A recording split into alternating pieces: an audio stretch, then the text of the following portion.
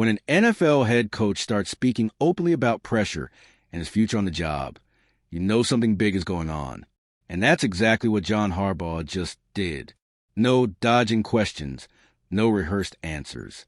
He came straight out and addressed the possibility of being fired, right in the most intense week of the season, with a win-or-go-home game looming.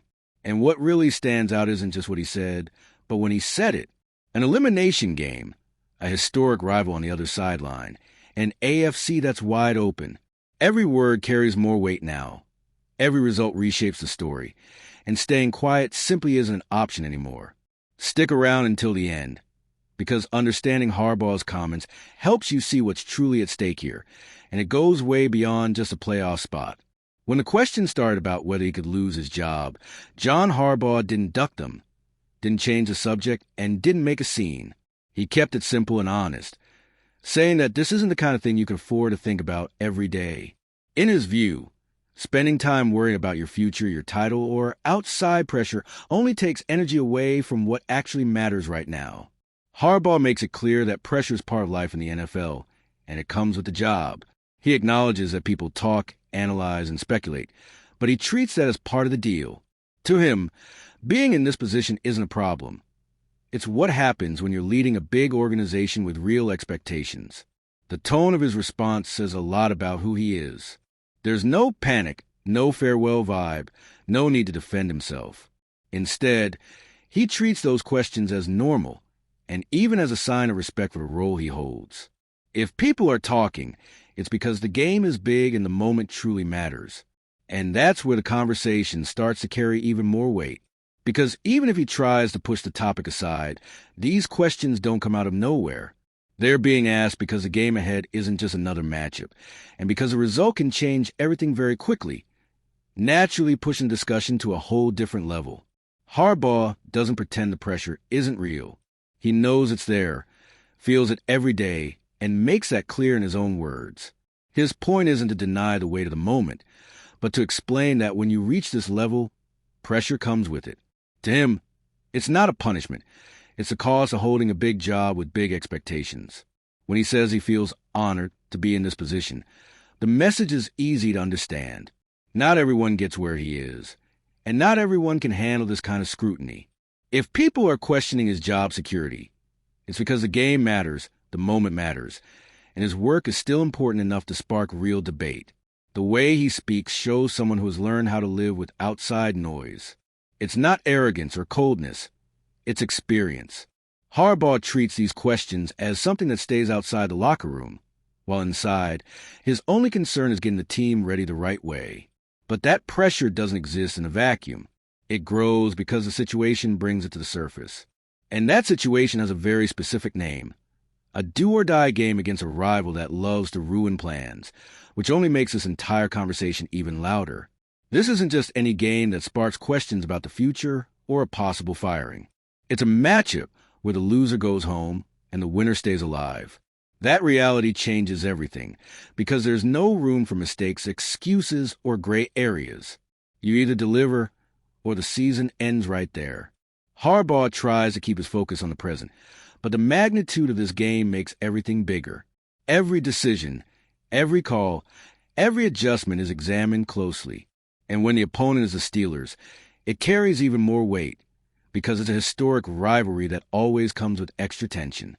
Even without saying it outright, it's clear the coach understands how big this moment is. He doesn't need to explain that this game can shape narratives. Everyone already knows.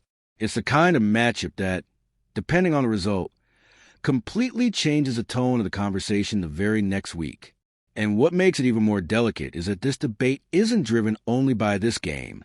It's fueled by what came before, by recent results, and by the feeling that time keeps moving forward, naturally pulling the discussion into much more sensitive territory. All right, we're already past the halfway point of this video, but before we continue, I noticed you haven't left a like yet. It's really important because it helps YouTube keep showing you my content so I can keep bringing you the best news about the Baltimore Ravens. So go ahead and hit that like button. It's free and it really helps. Thanks. Now let's get back to it. As strong as Harbaugh's resume may be, the NFL is all about right now. What you it did years ago matters less when the latest chapters didn't end the way people expected. Having Lamar Jackson with MVPs and elite talent only raises the bar because many expect more than just solid seasons.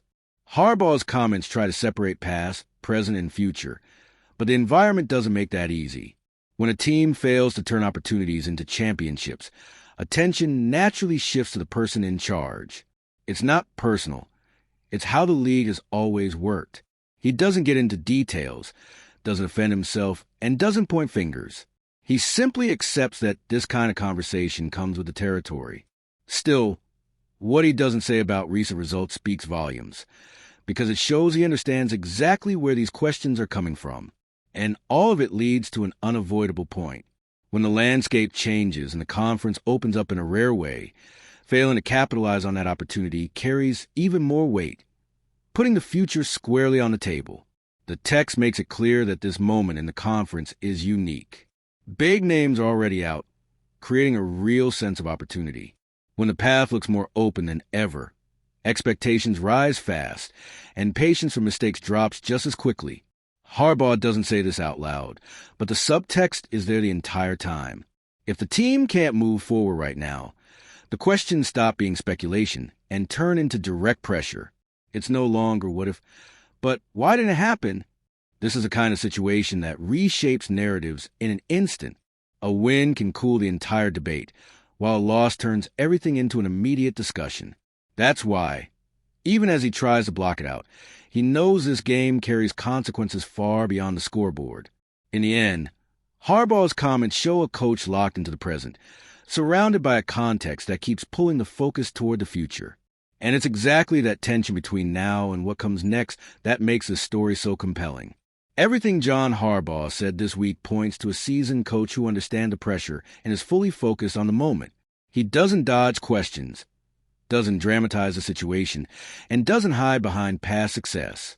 Instead, he accepts that this conversation comes with the job, especially when you're leading a team that expects to compete at the highest level every year.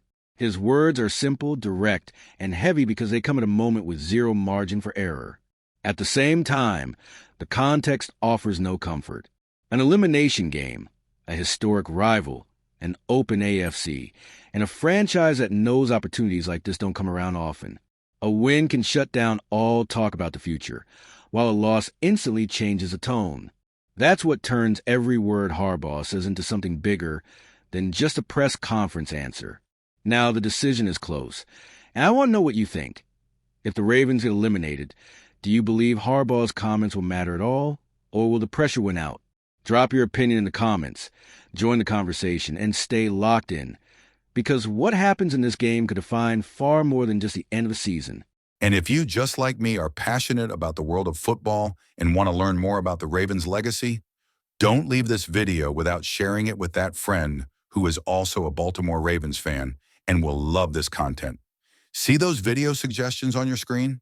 The first one was handpicked just for you, and the other is a recommendation from YouTube itself.